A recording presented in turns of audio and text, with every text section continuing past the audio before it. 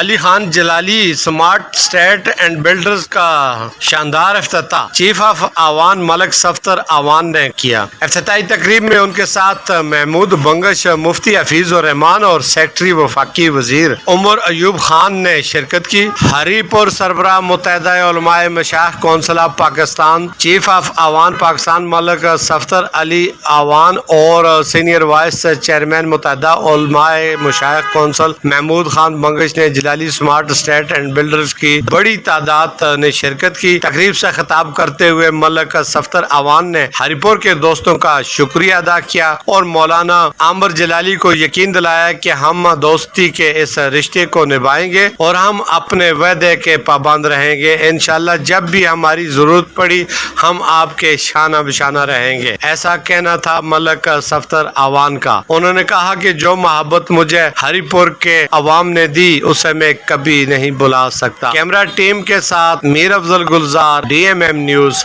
ہری پور۔